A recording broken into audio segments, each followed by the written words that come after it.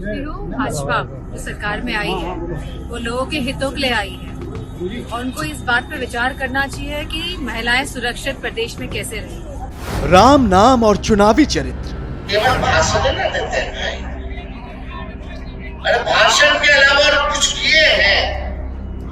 हजारों लाखों करोड़ रुपया अगर अयोध्या में खर्च हो रहा है तो उससे कितने लोगों की शिक्षा हो जाती, कितने लोगों का चिकित्सा का व्यवस्था हो जाता, कितने लोगों को आप सैलरी दे पाते, नौकरी दे पाते। तेजस्वी के बाद डिंपल का ज्ञान। जहाँ कीमतें, जहाँ महंगाई इतनी बढ़ रही है, जहाँ पेट्रोल के दाम बढ़ रहे हैं, जहाँ शिक्षा उपलब्ध नहीं हो पा रही बच्चों की, तो गांव-गांव जा रहे हैं। अच्छा है, तो इन सब सुविधाओं, जो मूलभूत सुविधाएं हैं, जो जनता को मिलनी चाहिए, जिसकी वजह से वो सरकार में है और जो उनका धर्म है इस समय कि लगातार लोगों को सुविधाएं दे, लगातार लोगों को नौकरियां दे, खुशहाली का वातावरण।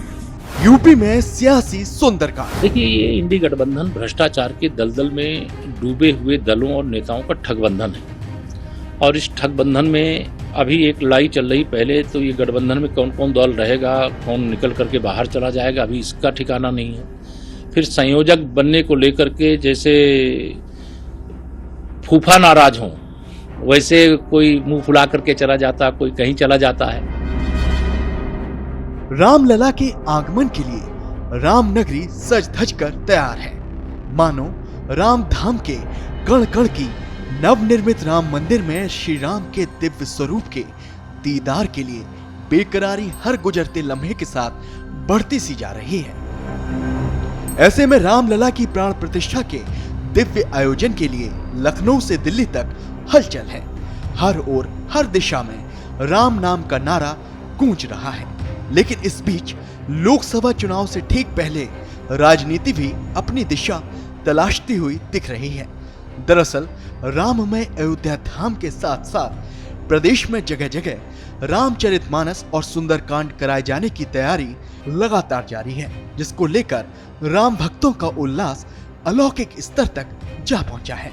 मगर इसी बीच विपक्षी दलों के नेताओं ने बीजेपी पर राम मंदिर के जरिए खुद की मार्केटिंग के आरोपों के वार की रफ्तार को और धार दे दी है। पहले जहां सपा के स्वामी प्रसाद रामचरितमानस पर लगातार अपनी आध्यात्मिक समझ का परिचय दे रहे थे, तो वहीं अब सपा सांसद और सपा के राष्ट्रीय अध्यक्ष अखिलेश यादव की धर्मपत्नी डिंपल यादव ने यूपी में राम नाम के पाठ और राम महिमा के बखान पर अपनी प्रतिक्रिया दे दी है। समझती हूँ भाजपा जो सरकार में आई है वो लोगों के हितों के लिए आई है और उनको इस बात पर विचार करना चाहिए कि महिलाएं सुरक्षित प्रदेश में कैसे रहें। उनको इस बात में विचार करना चाहिए जब वो गांव-गांव जाएं और गांव-गांव में जहां भारी संख्या वो युवाओं की देखें तो उनको रोजगार और नौकरी कैसे मिले।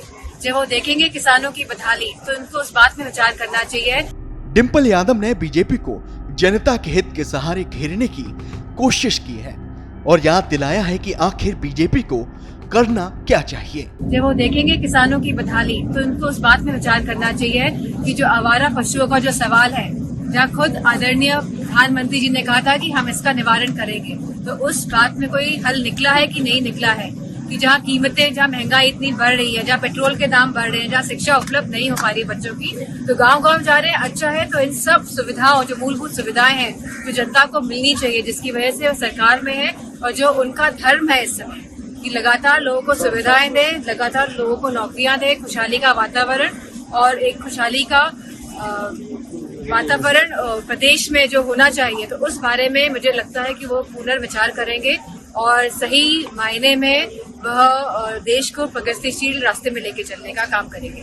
इससे ठीक पहले बिहार के डिप्टी सीएम भी राम मंदिर के सहारे जनहितकारी मुद्दों के नाम पर अपनी सियासी आस्था का बखान करते हुए नजर आए थे। हजारों लाखों करोड़ रुपया अगर अयोध्या में खर्च हो रहा है तो उससे कितने लोगों की शिक्षा हो जाती, कितने लोगों का चिकित्सा का व्यवस्था हो जाता, कितने लोगों को आप सैलरी दे पाते, नौकरी दे पाते कि नहीं दे पाते। राम को क्या चाहिए, भगवान को क्या चाहिए कि भाई सब लोग खुश रहे, सुखी रहे, संपन्न रहे, यही ना चाहते भाई। तो सुखी, संपन्न, खुश, तो आपको जब नौकरी मिलेगा, शिक्षा की व्यवस्था होगी, चिकित्सा की व्यवस्था होगी, तभी ना हो पाएगा। तो ये लोग तो बनावटी लोग हैं। मोदी जी बनावटी और मिलावटी आदमी है भाई। राम मंदिर में रामलला की प्राण प्रतिष्ठा में बस कुछ ही वक्त बचा है। वैसे वक्त की मियाद लोकसभा चुनाव को लेकर लगातार खत्म होती जा रही है। ऐसे में विपक्षी आरोपों के बीच इंडिया गठबंधन में सीट बंटवारे और पीएम पद को लेकर जबरदस्त रस्साकसी चल रही है, जिसको लेकर बीजेपी लगातार विपक्षी दलों की एकता, अखंडता और उनकी नीति और नियति पर सवाल खड़े कर रही है। जिसके देश की संसद में इतने सदस्य भी नहीं हैं कि वो विपक्ष के नेता के पद तक पहुंच सकें, वह भी प्रधानमंत्री पद के दावेदार हैं। जब संयोजक बनने को लेकर के इतनी सिर फुटौल है, तो आप कल्पना कर सकते हो कि प्रधानमंत्री पद के जितने दल इस ठगबंधन के अंदर शामिल हैं, वह सब प्रधानमंत्री पद के दावेदार हैं। और सपने तो मुंगेरी लाल के देख रहे हैं, लेकिन हकीकत क्या है, जब आंख खुलेगी तो सपना रह जाएगा। और उत्तर प्रदेश में तो हम लोग राजनीति की जिम्मेदारी संभालते हैं। यूपी की 80 सीटें भारतीय जनता पार्टी गठबंधन बहुत बड़े अंतर से जीतेगा। राजनीति चरम पर है। हर ओर राम नाम के सहारे सियासी शोर से माहौल तैयार करने की होड़ सी लग गई है।